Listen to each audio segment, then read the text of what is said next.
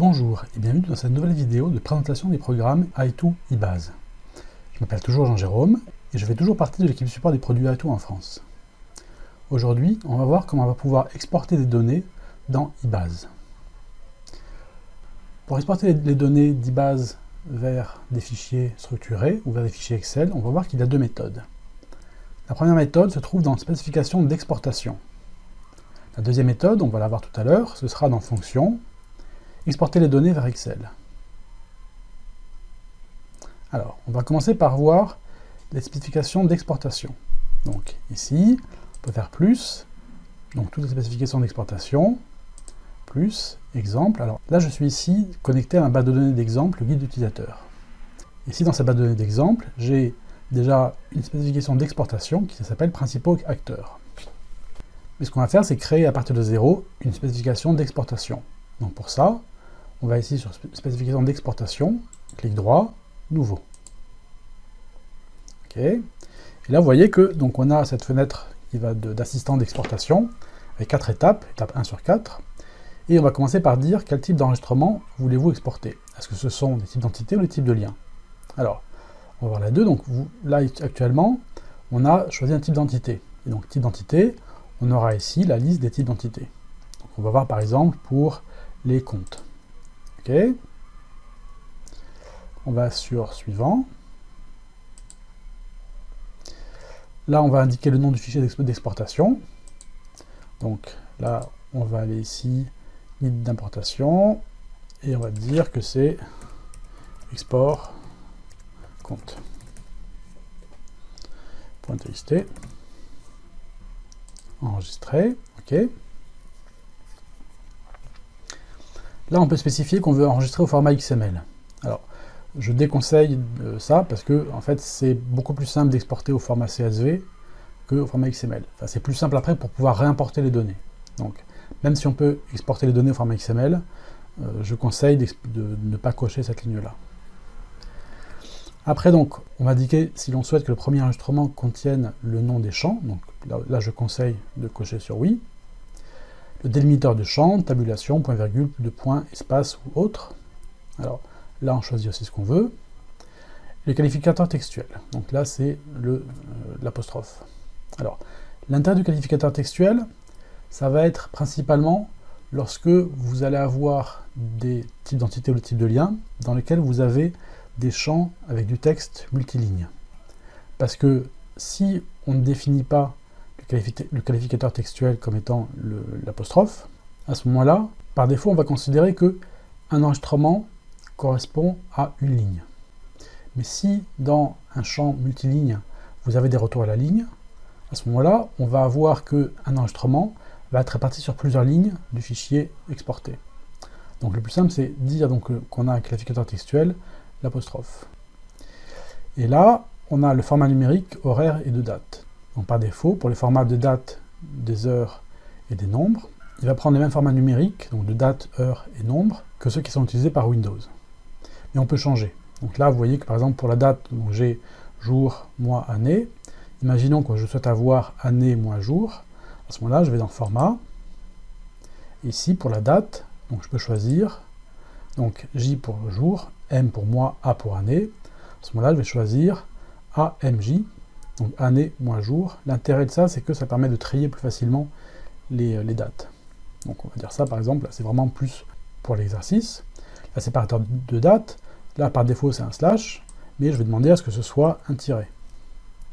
Et donc le mois, donc soit c'est un nombre, donc 01, 02, ainsi de suite, soit c'est le nom abrégé, donc JAN pour janvier, FEV pour février, ainsi de suite. L'année sur 4 chiffres, oui. Le délimiteur du format horaire, donc là c'est pas fois, en fait ça devrait être heure, parce qu'en fait donc c'est mal traduit, en anglais c'est time. Et time ça peut être traduit effectivement par fois, mais là c'est pas bon. Donc pour l'heure, le délimiteur du format horaire, donc ce qui va séparer les heures des minutes des secondes, là c'est 2 points, en général c'est ça, et le nombre de séparateurs décimal, donc qu'est-ce qui sépare les unités des dixièmes. Donc ça peut être par défaut la virgule, mais on peut choisir pour dire que c'est le point. Ok, donc là je remets en virgule. Et on clique sur OK. D'accord, donc là aussi, donc je reviens rapidement sur le délimiteur de champ.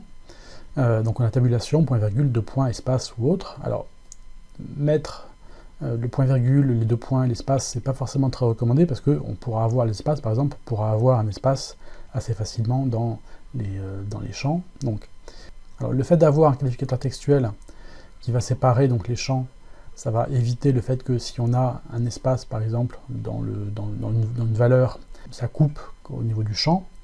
Mais il vaut mieux utiliser la tabulation ou éventuellement aussi ce qu'on appelle le pipe. Donc là, le pipe, c'est le trait vertical avec algr et 6 qui correspond à ça. Ce sont les deux caractères habituellement qui sont utilisés pour délimiter les champs, donc soit la tabulation, soit le pipe. Mais on pourrait très bien utiliser un autre caractère un petit peu exotique, comme par exemple, je sais pas moi, ce caractère-là de paragraphe. On clique sur suivant. Ici, on va indiquer les champs que l'on veut exporter. Donc là, si on veut tout, je prends le premier, je clique sur Shift, type de source TextArt, là ils sont tous sélectionnés, je clique sur la flèche ici, voilà. Donc là, à ce moment-là, quand les champs sont dans la fenêtre de droite, je peux modifier l'ordre de ces champs. Donc là, par exemple, si celui-là, je veux le mettre un petit peu plus haut, je le sélectionne, je clique une fois sur la flèche, deux fois, ainsi de suite. On peut évidemment revenir sur la page ou l'étape précédente en cliquant sur précédent, donc ça revient, et ça garde la configuration qu'on est en train de faire. Ok, suivant. Là, quels enregistrements on veut exporter? Donc on a le choix entre tous, uniquement ceux qui correspondent au résultat d'une requête, ou ceux qui correspondent à une collection. Donc là, on va dire tous les enregistrements. Et là, on peut faire exécuter. Avant d'exécuter, ce qu'on peut faire, c'est on peut cliquer ici sur le bouton en forme de stylo, qui est donc écrit le détail des spécifications de l'exportation dans un fichier. Là, si je clique dessus, on va voir ce que ça donne. Donc là, je vais créer un fichier qui va correspondre, qui va contenir le détail de cette spécification d'exportation. Donc là, on va dire par exemple export spec compte. Donc c'est un fichier TXT. Je clique sur enregistrer. Ok. Si maintenant je veux voir ce fichier à quoi ça correspond, export spec compte. Donc là, on a donc du texte, spécification d'exportation. Le nom, pour l'instant, je n'ai pas donné de nom à cette spécification d'exportation. Le type d'entité principale, donc c'est le compte. La source de l'enregistrement, le nom du fichier d'exportation, le qualificateur textuel. Donc en fait, on a vraiment les informations sur la spécification d'exportation qu'on est en train de définir. Ce qu'il faut savoir, c'est que ce fichier-là, c'est juste un fichier d'information. On ne pourra pas l'utiliser pour créer à partir de ce fichier-là une autre spécification d'exportation, ou pour copier par exemple une spécification d'exportation d'une base IBase vers une autre.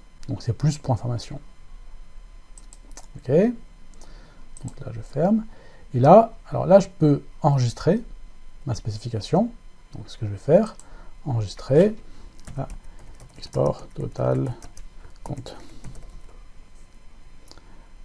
Ok. Ok. Ok. Et exécuter.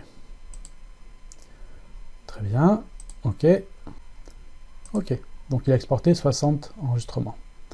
Fermé. Donc là, si maintenant je vais voir le fichier qui a été généré. Ok, donc export compte, très bien. Je l'ouvre. Voilà, et donc là, on a les informations. Donc avec la première ligne qui contient le nom des champs. Donc pour le séparateur, j'avais mis le caractère qui correspond à un paragraphe. Donc on a les informations, donc avec le délimiteur d'apostrophe, et on a comme ça donc l'ensemble des informations. Donc ce fichier contient les 60 enregistrements des comptes d'IBase. Et vous voyez donc au niveau des dates, donc il a bien pris ce que j'avais demandé, c'est-à-dire année, mois, jour. Ok, très bien. Voilà. Donc maintenant, comment est-ce qu'on va faire pour pouvoir exporter un type de lien? Donc ça va être pareil. Spécification d'exportation, nouveau, sauf que là je vais dans lien. Ici dans lien, vous voyez, c'est un petit peu différent, parce que je dois d'abord choisir mon type de lien. Donc là par exemple, ça va être actionnaire, d'accord. Et là on va devoir choisir l'extrémité de lien, extrémité 1 et extrémité 2. Donc là on va dire que c'est les types de liens actionnaires entre l'extrémité 1, donc on a le choix entre organisation et personne, donc là on va choisir personne par exemple. Et extrémité 2, là extrémité 2, on n'a pas le choix puisque c'est juste organisation. Donc, ok. On fait suivant. Donc là, on retrouve le même écran que tout à l'heure. Donc là, on va faire export actionnaire personne organisation. Ok, très bien. Là, on va remettre pour s'amuser, on va remettre le caractère de paragraphe. Le format numérique, ça, on va laisser tel quel. Suivant. Voilà. Et donc là, vous avez tous les champs.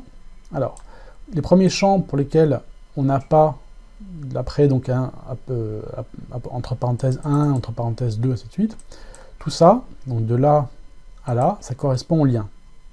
Donc ça correspond au champ du lien. Donc là, vous avez la liste des champs du type de lien, donc actionnaire, je peux mettre là directement. Et là, vous avez deux champs particuliers, qui sont le champ direction et solidité, qui ne sont pas apparents directement dans la liste des champs du type de lien, mais pour tous les types de liens, vous aurez un champ spécial direction et un champ spécial solidité. Donc pareil, on va les prendre. Voilà. Après, vous avez donc cette série de champs avec crochet entre parenthèses 1 et fermez parenthèse crochet. Ça va correspondre au type d'entité 1, qui était, je le rappelle, les personnes. Donc tout ça, à chaque fois qu'on a 1, ça va être les personnes. Et après, à partir de là, 2, on va voir la liste des champs du type d'entité numéro 2, qui était organisation. Donc là, pareil, je vais tout prendre, je sélectionne tout, voilà, et je mets. Alors pourquoi tout prendre? Parce que on ne sait jamais, c'est plus simple de tout exporter plutôt que de faire un filtre, mais on pourrait très bien n'exporter qu'une partie des informations.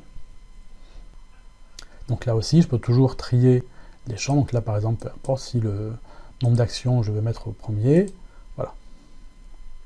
Ok. Et si je veux enlever certains champs, par exemple, si je veux enlever créer par, voilà, je sélectionne le champ que je veux enlever, ce que je veux enlever, c'est je ne veux pas qu'il apparaisse dans le résultat de mon export. À ce moment-là, donc je clique sur ce champ. Éventuellement, je peux choisir plusieurs champs, donc en cliquant sur CTRL, ça, modifier par, puis je sais pas, peu importe ça par exemple. Et si je veux les enlever, je clique sur la flèche qui est là, le bouton qui est là, voilà. Donc automatiquement, ils sont enlevés. Donc je répète, ces champs-là, comme ils n'ont pas de crochet 1, ou enfin parenthèse 1 ou parenthèse 2, ces champs-là correspondent à des champs qui sont dans mon type de lien. Donc, suivant, donc pareil, est-ce qu'on veut tous les enregistrements, requête ou collection. On va dire tous les enregistrements, et exécuter. Donc là, il me demande si je veux enregistrer la spécification d'exportation. Là, on va dire non, par exemple. OK. OK. Donc 16 enregistrements. Donc en fait, il y avait 16 liens de type actionnaire entre une personne et une organisation. OK. Donc là, pour la spécification d'exportation, ça va générer des fichiers CSV ou des fichiers TXT. Ce qu'on peut faire maintenant, c'est exporter les données au format Excel. Alors pour ça, là je clique sur Fermer. Et ici, dans Fonction, on a exporté les données vers Excel. Donc je clique, je fais un clic droit et Ouvrir. Et là, ici, on va pouvoir choisir ce qu'on veut exporter. Donc pareil, enfin c'est un petit peu pareil, on va choisir le type d'entité ou le type de lien. Donc là, si je prends par exemple crime, là ça m'affiche la liste des champs de mon type d'entité crime. On peut choisir à nouveau, est-ce qu'on veut exporter tous les enregistrements, uniquement ceux qui correspondent à des requêtes, dans lesquelles on a des crimes comme résultat, ou des collections. Quels sont les champs qu'on veut exporter? On peut tout décocher, tout cocher, ou enlever manuellement certains champs. OK. Et après, on peut demander aussi à avoir des fonctions de totalisation. La valeur la plus faible, la plus élevée, la moyenne, la somme 2, la déviation standard, donc qui correspond à l'écart type, et le mode. Là, si vous voulez un petit peu plus d'informations, ce qu'on peut faire, c'est cliquer sur le bouton aide, qui va vous donner une aide alors en anglais, l'aide est en anglais, mais c'est toujours intéressant. Donc, copier des datas vers dans Microsoft Excel, exporter des données vers Microsoft Excel. Alors, on va voir la différence des deux. OK. Donc là, en fait, là, ça va me servir à générer ou à créer un fichier Excel à partir de ces résultats. Alors ces fonctions de totalisation, ça marche comment? Le principe, c'est donc vous définissez donc ici donc les fonctions que vous souhaitez avoir, donc la plus faible, la plus élevée, la moyenne, ainsi de suite. Là par exemple la somme 2. Et ce que ça va faire, c'est pour les champs, et uniquement pour les champs qui sont de type numérique. Alors ici, là, je ne crois pas que j'ai des dates numériques. Alors, je vais voir latitude, longitude, mais c'est pas forcément très intéressant. Mais si on avait par exemple un champ nombre réel, à ce moment-là, à la fin des enregistrements, donc dans mon fichier Excel, on aura donc sur chacun de ces champs qui sont au format numérique, on aura donc des lignes en plus qui vont correspondre à la valeur la plus faible, sur l'ensemble des valeurs de la colonne donc numérique, la plus élevée, la somme 2, et éventuellement l'écart type, donc la déviation standard. Voilà. Et puis on clique sur exporter. Voilà, donc 210 enregistrements. Ok. Voilà, et donc là, il m'a créé donc un fichier Excel, avec donc la liste des champs de mon type d'identité et crime. Donc tous les enregistrements, donc la date de création du rapport, ok. Donc l'ensemble des champs. Là ici, quand on a des dièses, il suffit d'augmenter un petit peu pour avoir les valeurs. Très bien. Et ce que j'avais dit donc par rapport au champ de totalisation, voilà. On a ici, donc on a aussi les options, donc la valeur la plus faible, la plus élevée, la somme 2 et la déviation standard, donc l'écart type, pour les champs qui sont numériques. Donc là en fait, pour le crime, j'avais juste deux champs numériques, latitude, longitude. Donc on a la valeur la plus faible, la plus élevée, la somme 2. Alors la somme 2, ça n'a évidemment aucun sens pour latitude, longitude. Pour l'option de déviation standard, c'est pas plus intéressant parce que ça peut montrer est-ce qu'on a une répartition géographique importante ou pas. Donc là, par exemple, les valeurs sont assez faibles, donc on a une répartition géographique qui est quand même très réduite. Ok, donc là, après ce fichier-là Excel, évidemment, vous pouvez l'enregistrer. Ok, non. Donc là, alors là, c'est pas possible d'enregistrer cette exportation. Ce que je vais montrer rapidement aussi, c'est donc comment exporter vers Excel des types de liens. Donc là, je vais choisir un type de lien, par exemple propriétaire, voilà. Et là, dans mes champs à exporter, ici j'ai mes champs de mon type de lien, donc propriétaire. Ici, je vais avoir l'extrémité 1, donc je vais devoir choisir quelle extrémité 1, donc le type d'entité extrémité 1. Là, j'ai le choix entre téléphone et véhicule. Donc là, par exemple, je vais prendre véhicule. Automatiquement, les champs qui sont là correspondent au champ du type d'entité véhicule. Et pour l'extrémité 2, là, j'ai le choix entre organisation et personne. Je vais prendre personne, par exemple. Et pareil, voilà. Là, je peux agrandir un petit peu la fenêtre pour voir un petit peu plus de champs.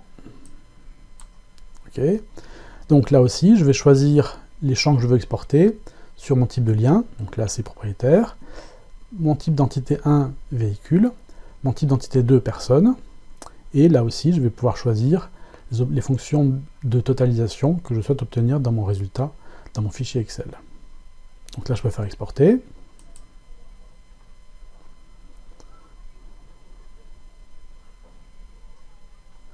Ok. Et voilà. Et donc là, ici, on a donc les champs de mon type de lien. Et si je vais après, la couleur. Là, donc on a les champs de mon type d'entité 1, la personne. Et voilà, on doit avoir ici le téléphone, enfin peu importe. Et à la fin, on a toujours donc les champs, champs numériques, donc la valeur la plus faible. Voilà, avec l'âge, donc le plus petit, le plus grand, la somme, donc la somme des âges, ça correspond à rien, et l'écart type. Ok?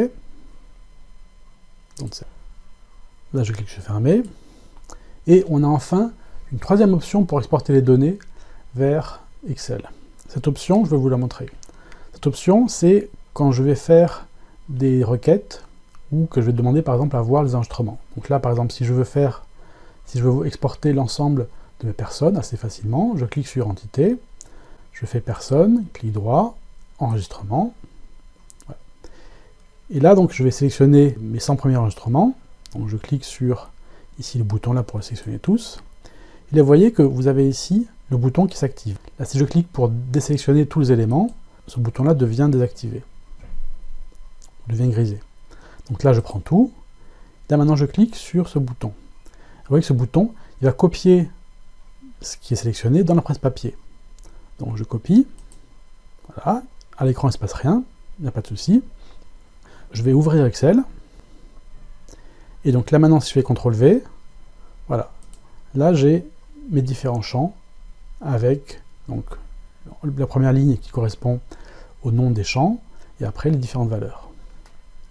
Mais donc là, je l'ai copié dans Excel, mais je pourrais très bien le copier dans un fichier CSV ou TXT vide. Là, par exemple, donc, ok, donc Save. Là, si je crée un nouveau fichier texte, voilà, je fais CTRL-V, j'ai les informations. Donc là, ça peut être intéressant parce que ça vous permet de copier les résultats d'une requête ou d'une sélection ou ce que vous voulez dans le presse-papier. Et après, une fois que c'est dans le presse-papier, vous pouvez les copier dans Excel ou dans un programme que vous souhaitez. Voilà, j'espère que cette vidéo vous aura permis de mieux comprendre comment exporter les données d'une base de données iBase vers des fichiers donc CSV ou TXT ou vers Excel.